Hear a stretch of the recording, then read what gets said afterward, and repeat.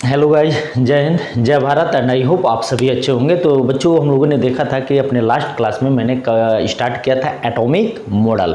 Okay, हम लोगों ने ऑलरेडी एक मॉडल कवर कर चुके हैं, that is the J Thomson model. और जितने भी जो बच्चे बैकग्राउंड था तो मैंने प्रीवियसली क्लास में ही सारा वो मैं आपके साथ डिस्कस कर चुका हूँ। तो आज हम लोग जो मॉडल पढ़ेंगे वो मॉडल है Rutherford's atomic model. So let's see Rutherford atomic model. अब ये सब क्या है, ये जो रदरफोर्ड साहब थे, एक्चुअली इन्होंने डिस्कवर किया था न्यूक्लियस का। क्लियर है? जो आज के डेट में हम लोग जो पढ़ते हैं, अब इसके लिए इनको नोबेल प्राइज भी मिला था। क्लियर है ना? तो ये जो रदरफोर्ड साहब थे, उन्होंने ये जो अपना मॉडल दिया, वो कब दिया बच्चों मॉडल अपना? उन्होंने 1911 में मॉडल दिया। और जो डिस्कवरी ऑफ न्यूक्लियस का जो टाइमिंग था वो 1909 से लेकर 1911 तक था। और उससे पहले जो जे थॉमसन साहब थे, उन्होंने क्या दिया था बच्चों? 1904 में अपना मॉडल दिया था, जिसको हम जानते हैं प्लम पुडिंग मॉडल से। क्लियर है? तो रदरफोर्ड साहब ने जो जे थॉमसन साहब का जो मॉडल था उसको वेरीफाई करने के लिए उन्होंने एक एक्सपेरिमेंट स्टार्ट किया कि अगर जे थॉमसन साहब जैसा बोल रहे हैं कि एक एटम है और एटम के अंदर एक जो पॉजिटिव पार्टिकल का स्पेयर है, उसके अंदर इलेक्ट्रॉन्स जो है वो इम्बेडेड है, उसी प्रकार जिस प्रकार से प्लम इन पुडिंग और सीड्स इन वाटरमेलन। तो अगर ऐसा है, तो अगर हम उस केस में एक हम अल्फ़ा पार्टिकल का बॉम्बार्डमेंट कराते हैं किसी भी ऐसे सब्सटेंस से जिसमें जो बहुत ही थिन हो और जिसमें नंबर ऑफ जो एटम्स हैं वो बहुत कम है, तो अगर जे थॉमसन साहब का अगर एटॉमिक मॉडल सही है, उनका जो पोस्टुलेट है अगर वो सही है, तो जो अल्फ़ा पार्टिकल है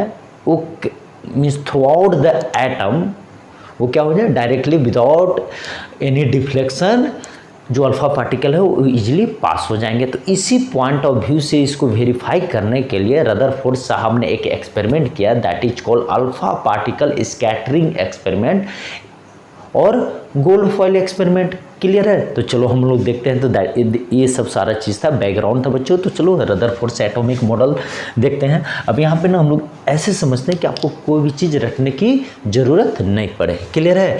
तो जो इनके साथ इनके जो 2 असिस्टेंट भी थे, जिन्होंने एक एक्सपेरिमेंट किया जिससे जो बहुत ही पॉपुलर हुआ, that is called alpha particle scattering experiment और गोल्ड फॉइल एक्सपेरिमेंट। क्लियर है? तो ये अल्फ़ा पार्टिकल स्कैटरिंग एक्सपेरिमेंट और gold foil experiment, both are same इस फॉइल एक्सपेरिमेंट। क्लियर है? अब इन्होंने क्या किया, इन्होंने जो जे थॉमसन साहब ने जो मॉडल दिया था उस मॉडल को वेरीफाई करने के लिए इन्होंने अपना एक्सपेरिमेंट ये स्टार्ट किया था। जब ये स्टार्ट करने गए तो इनको कुछ और मिला और फिर वहीं से एक नया कॉन्सेप्ट आया, वहीं से एक नया ऑब्जर्वेशन है, और जब नया ऑब्जर्वेशन है तो फिर रिजल्ट आया ना, देन उन्होंने उसी रिजल्ट और ऑब्जर्वेशन पे एक मॉडल डाल दिया। क्लियर है? तो चलो हम लोग देखते हैं उन्होंने क्या किया बच्चों कि ये देखो, ये लीड का एक बॉक्स है, ऐसे ये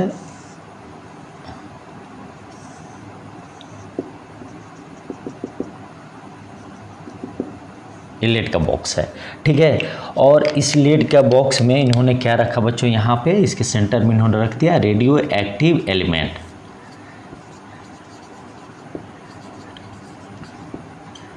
एक्टिव एलिमेंट जो मैं ऑलरेडी आपको बता चुका हूँ कि रेडियो एक्टिव एलिमेंट क्या होता है और ये कितने टाइप के होते हैं। क्लियर ना? तो इन्होंने रेडियो एक्टिव एलिमेंट के में क्या लिया था बच्चों? पोलोनियम लिया। ठीक है? अब ये क्या है बच्चों? ये लेड का बॉक्स है। लेड बॉक्स है, ठीक है ना। अब यहाँ पे एक स्लिट था या इस यहाँ पे एक छोटा सा हॉल था, जिससे यहाँ जो रेडियो एक्टिव जो एलिमेंट होते हैं वो जनरली जो रे इमिट करते हैं, वो रे कौन कौन सा रे इमिट करते हैं बच्चों? वो अल्फ़ा पार्टिकल रे इमिट करते हैं, बीटा पार्टिकल रे इमिट करते हैं, गामा रे इमिट करते हैं, या तो क्लियर है ना। तो इस तरह से ये अल्फ़ा ये रेडियो एक्टिव एलिमेंट करते हैं, क्लियर ना। ताकि यहाँ से जो रे है ना वो मतलब जो हमें एक लिमिटेड एक जो हॉल बनाया गया, ताकि हमें जो एक्सपेरिमेंट को सही तरीके से करने के लिए जितना हमें ज़रूरत है रे का, उतना ही हमें मिल सके। इसलिए यहाँ पे एक हॉल बनाया गया या इसे, ठीक है ना। अब इससे यहाँ से ऐसे मतलब रे आ सकता है, क्लियर है। अब यहाँ पे उन्होंने क्या किया बच्चों, ये देखो, that is called gold foil, ये देखो, क्लियर। अब ये क्या है बच्चों, ये गोल्ड का बहुत ही थिन शीट है। थिन शीट कितना है, तो इसका जो अगर हम इसका माने थिकनेस का बात करें तो कितना होगा तो 0.04 सेंटीमीटर इतना थिकनेस है। तो आप सोच सकते हो कि ये कितना ज़्यादा पतला है, क्लियर है। हम लोग लेटर ऑन हम लोग सारा चीज़ डिस्कस करेंगे। अब इसके चारों तरफ ये देखो, क्लियर है, एक इसके चारों तरफ क्या है बच्चों, एक कोटेड जेडेनेस स्क्रीन है, ठीक है, जिसे हम क्या बोलते हैं, फ्लोरोसेंट स्क्रीन।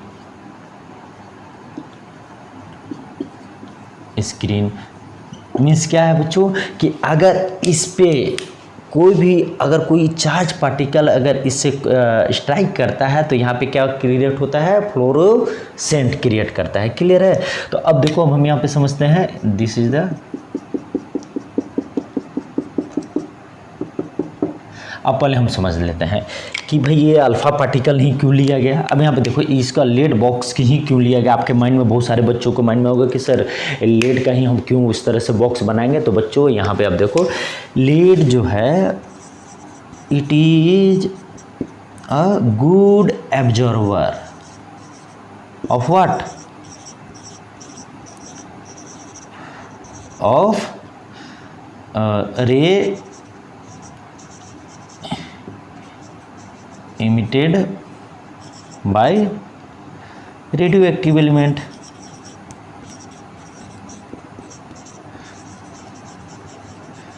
क्लियर है। अब यहाँ पे जो रेडियो एक्टिव एलिमेंट है वो बहुत विविध टाइप के जो वो रे जो इमिट करता है ना। तो रदरफोर्ड साहब का जो पर्पस था कि मैंने जो रेडियो एक्टिव एलिमेंट का एक पर्टिकुलर हम एक रे का ही एक्सपेरिमेंट में यूटिलाइज करें। तो उन्होंने वो किस पे करना चाह रहे थे, वो करना चाह रहे थे अल्फ़ा पार्टिकल पे। अब यहाँ पे बच्चों अल्फ़ा ही पार्टिकल क्यों, आपके माइंड में बातें आ सकता है, क्लियर है। अल्फ़ा पार्टिकल इसलिए कि इसका दो रीज़न है, क्योंकि ये बहुत हाई एनर्जेटिक होता है और दूसरा ये हेवियर होता है। किसके कंपेरिजन में, ये विथ रिस्पेक्ट टू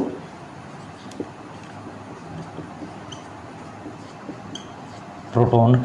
मीन्स जो अल्फ़ा पार्टिकल जनरली बच्चों क्या होता है, ये हीलियम न्यूक्लियस होता है +2 हीलियम न्यूक्लियस। तो हीलियम न्यूक्लियस में कितने प्रोटॉन होते हैं बच्चों, हम देखें तो 2 प्रोटॉन होता है। तो मतलब जो प्रोटॉन है उससे 2 टाइम्स हेवियर होता है, क्लियर है ना। अब ये तो आपको समझ में आ गया कि भाई हम लोगों ने लेड क्यों लिया, अल्फ़ा पार्टिकल क्यों लिया, ठीक है। अब यहाँ पे आ जाए, और क्योंकि हम बीटा पार्टिकल नहीं ले सकते थे और गामा पार्टिकल नहीं, क्योंकि gamma particle already itself neutral ray and beta particle itself negative ray, clear है ना। तो इसलिए हम जो रदरफोर्ड साहब ने थे और जो उनके जो 2 असिस्टेंट थे, उन्होंने अल्फ़ा पार्टिकल को सिलेक्ट किया कि हम लोग अल्फ़ा पार्टिकल का बम्बार्डमेंट कराएंगे एक थिन शीट पे, क्लियर है। अब यहाँ पे देखो, अब यहाँ पे तो अब यहाँ पे एक हॉल बनाया गया। इस हॉल बनाने का रीज़न क्या था बच्चों, कि हम एक लिमिटेड और स्पेसिफाइड माने रे ही मिले, हमें और जो अदर्स रे है वो ईजिली एब्जॉर्ब हो जाए, इसलिए हम लोगों ने लेड बॉक्स यूज किया। क्लियर है। अब यहाँ पे देखो ये जो थिन शीट है जो गोल्ड फॉइल का, तो ये कितना है बच्चों 0.0 मैंने 0.004 सेंटीमीटर, सोचो इतना है। तो इसका मतलब क्या है कि इसमें मैक्सिमम कितने 1000 एटम होंगे। और अदर जैसे आपके मन में होगा कि भाई हम गोल्ड फॉइल ही क्यों लेंगे, तो गोल्ड फॉइल का एक मैंने गोल्ड जो एलिमेंट है, अगर उसका जो अगर इतना हम पतला अगर शीट बनाएं तो उसमें जो है एटम्स हैं कितने हैं बच्चों 1000 एटम्स। और अगर अदर कोई भी इस तरह का हम मटेरियल लेंगे तो उसमें 1000 एटम्स नहीं होंगे, वो किसी में 10,000 भी हो सकते हैं, किसी में लाख भी हो सकते हैं। क्लियर है ना। तो लेकिन गोल्ड फॉइल जो एक यानी जो गोल्ड है जो एलिमेंट है उसमें मानी जो नंबर ऑफ एटम्स होंगे उसके जो थिन शीट में वो मिनिमम लेवल पे होते हैं। तो चूंकि जब मिनिमम लेवल पे होंगे तो हमारा जो एक्सपेरिमेंट है या जो हम कोई भी एक्सपेरिमेंट करना चाहते हैं और जो उसका ऑब्जर्वेशन करना चाहते हैं तो हमारे लिए ईजियर होगा। तो इस पॉइंट ऑफ व्यू से रदरफोर्ड साहब ने गोल्ड को चूज किया। तो अब यहाँ पे आपको सारे जो इसके अंतर्गत जो सब्सटेंस हैं या जो अरेंजमेंट है जो यूज हो रही इस एक्सपेरिमेंट में सारे समझ में आ गए होंगे। अब ये देखो बच्चों, अगर मैं इसी को लार्ज करके देखूँ कि भाई ये आइटम कैसे, तो देखो ये आइटम है गोल्ड फॉइल, ये जो गोल्ड शीट है इस तरह से एटम है, ऐसे हैं।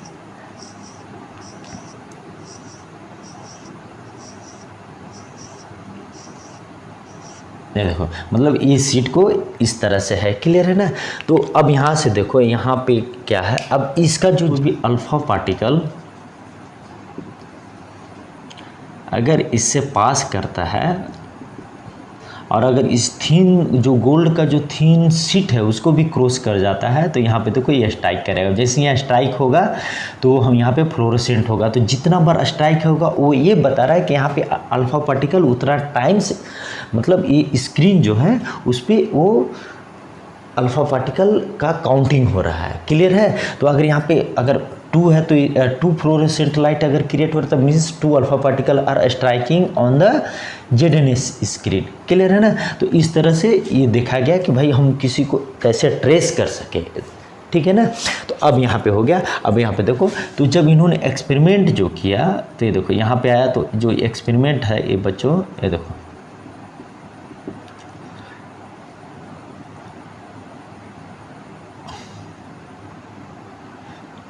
ये जो एक्सपेरिमेंट है तो यहाँ पे जब देखा गया कि भाई यहाँ से तो कुछ चीज़ ऐसे फ्लक्चुएट कर रहा है, कुछ चीज़ ऐसे फ्लक्चुएट कर रहा है, कोई चीज़ 90 डिग्री से एबव में फ्लक्चुएट कर रहा है, कोई चीज़ डायरेक्ट पास हो जा रहा है यहाँ पे आ जा रहा है, कोई चीज़ डायरेक्ट यहाँ पे हो जा रहा है, और कोई जो ऐसे जो रेज हैं कुछ यहाँ हो रहा है, कोई जो रेज हैं वो रिबाउंड हो जा रहा है, मैंने जिस पाथ से गए थे उस पाथ से रिबाउंड कर गए।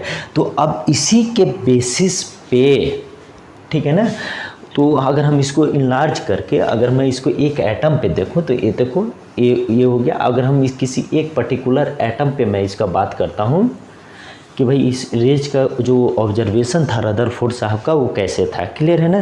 तो अब यहाँ पे देखो, अब ये जो सोर्सेस है मैं यहाँ पे ले लेता हूँ कि this is the alpha particle source. ठीक है ना, ये सेम चीज़ ये जो है। क्लियर है। तो अब यहाँ पे देखो, अगर मैं यहाँ हम लेता हूँ तो जिस पॉइंट ऑफ व्यू से रदरफोर्ड साहब ने जो एक्सपेरिमेंट स्टार्ट किया था, उन्होंने स्टार्ट किया था कि भाई अगर हम अल्फा पार्टिकल का स्कैटरिंग कराएं एक एटम पे, तो अगर ये जे थॉमसन साहब का मॉडल सही है तो क्या हो जाएगा बच्चों, ये डायरेक्टली पास हो जाएगा। क्योंकि जो उसका जो मासेस है या जो उसका जो पॉजिटिव जो चार्जेज हैं वो थ्रू आउट द एटम फैले हुए हैं। क्लियर है ना। तो ये ऐसे पासेस हो जाएगा, बट ये ऐसा हुआ नहीं। तो जब ऐसा हुआ नहीं तो यहीं पे जे थॉमसन साहब का मॉडल फेल हो गया।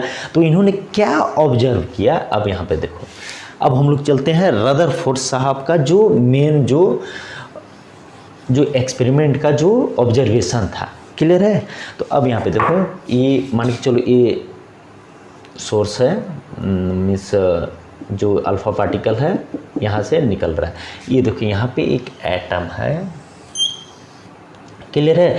तो जब यहाँ से ये जो सोर्स अल्फा पार्टिकल है तो इन्होंने देखा है कि बहुत सारा जो है इसको एक क्रॉस कर जा रहा है। अब यहाँ पे स्ट्राइक हो रहा है बहुत सारा,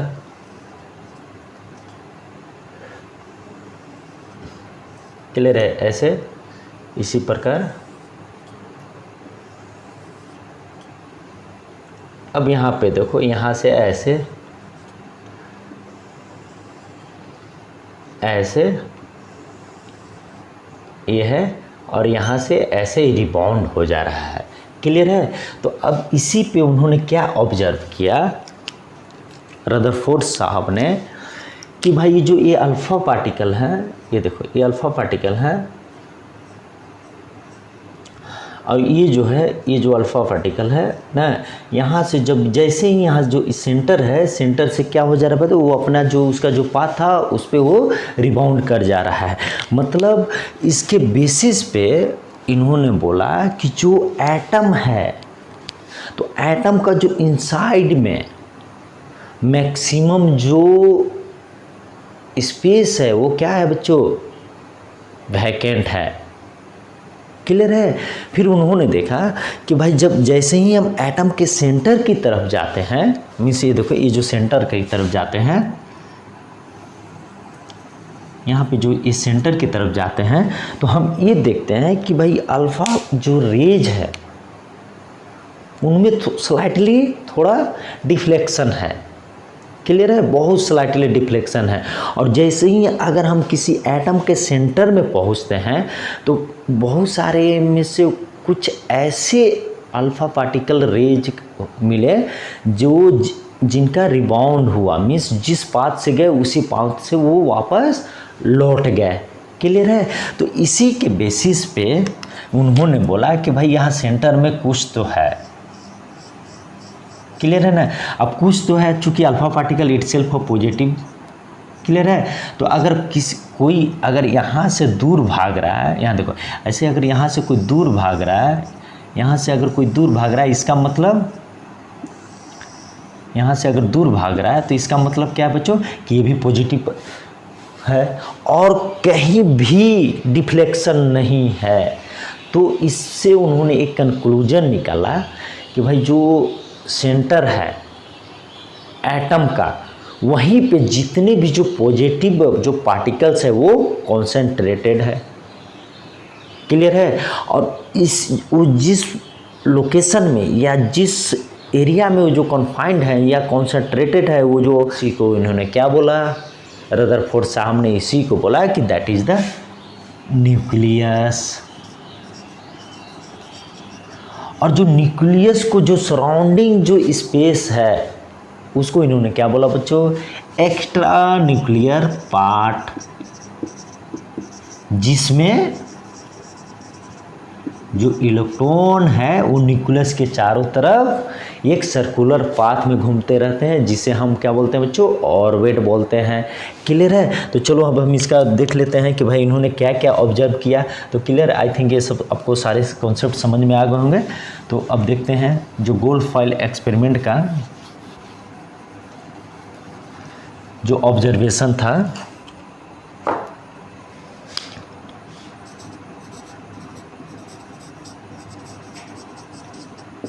ऑब्जर्वेशन बच्चों ने यहाँ तीन ही चीज़ पे है। एक है डिफ्लेक्शन या डिफ्लेक्टेड रे,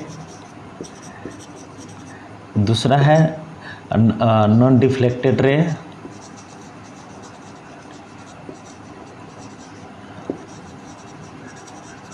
और तीसरा है बच्चों रिबाउंड रे। इन्हीं पे इनका जो गोल्ड फॉइल एक्सपेरिमेंट का जो ऑब्जर्वेशन था, रिबाउंड रेज। क्लियर है। तो देखो सबसे ज़्यादा ये देखा गया कि भाई लगभग 99.9% of alpha rays are non deflected. Means यहाँ से जो ये जो सोर्स है इसमें से जितने भी जो रेज निकल रहे हैं वो जब एक एटम में जा रहे हैं, एटम के थ्रू जा रहे हैं, तो वहाँ से इनमें कोई डिफ्लेक्शन नहीं होता है। तो इन्होंने देखा कि भाई 99.9% ऐसे रेज पाए गए जिनमें कोई भी डिफ्लेक्शन नहीं है। तो इससे उन्होंने क्या, जब रिजल्ट निकाला तो इन्होंने क्या रिजल्ट दिया कि भाई जो एटम का जो मोस्ट जो पार्ट है वो क्या है, वैकेंट है, वहाँ पे कुछ है ही नहीं ऐसा कोई मासिव पार्टिकल्स। क्लियर है। ये हुआ। फिर उन्होंने देखा है कि भाई ऑलमोस्ट 1 in 20,000 अल्फा पार्टिकल्स या alpha rays having some deflection more then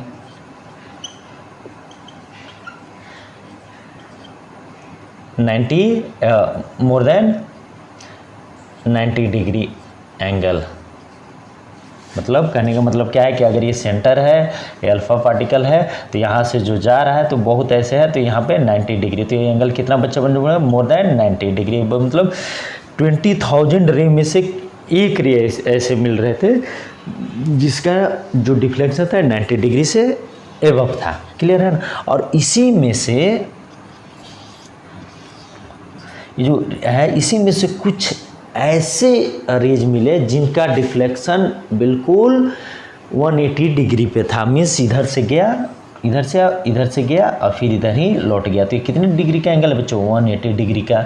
तो मतलब कहने का मतलब है जिसे हम क्या बोलते हैं, रिट्रेसिंग द पाथ और रिबाउंडेड, मैंने जिस रास्ता से गया था उसी रास्ता से लौट गया।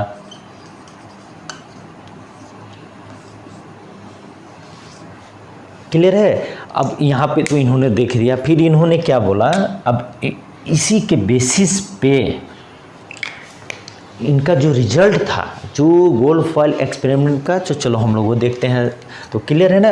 तो डिफ्लेक्टेड रे, नॉन डिफ्लेक्टेड रे, रिबाउंड रेज। तो जो नॉन डिफ्लेक्शन जो हुआ 99.9% हुआ, डिफ्लेक्टेड कितना हुआ बच्चों, और जो रिबाउंड हुआ वो हम लोग यहाँ पे समझ गए।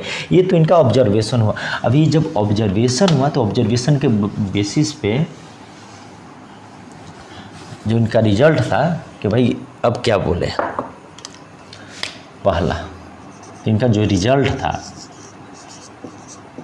गोल्ड फॉइल एक्सपेरिमेंट का, तो उन्होंने बोला कि inside the atom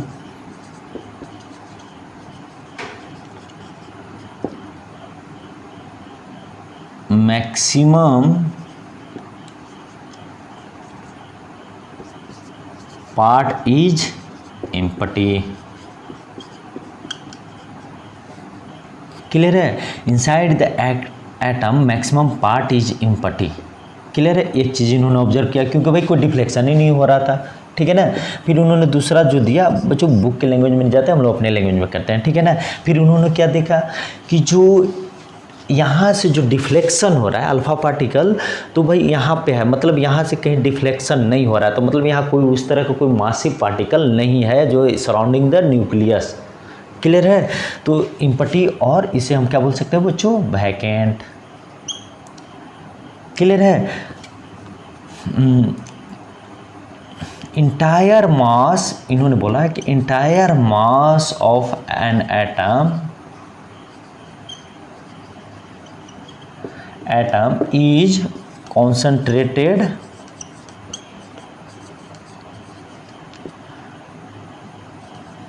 in a small space that is nucleus। Clear है।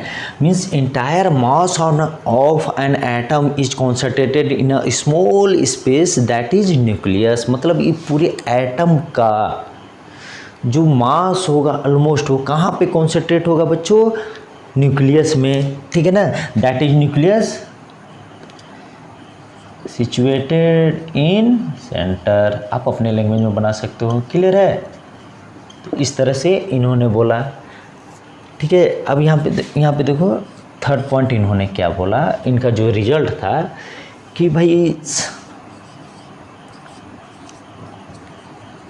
There are very less deflection. Means what, alpha particle is itself of positively charge particle. तो लेस डिफ्लेक्शन है, और उसका जो भी डिफ्लेक्शन हुआ वो कहाँ हुआ बच्चों, वो जब हम सेंटर के आसपास गए तो इससे इन्होंने कंक्लूजन निकाला कि since there are very less deflection and if there is deflection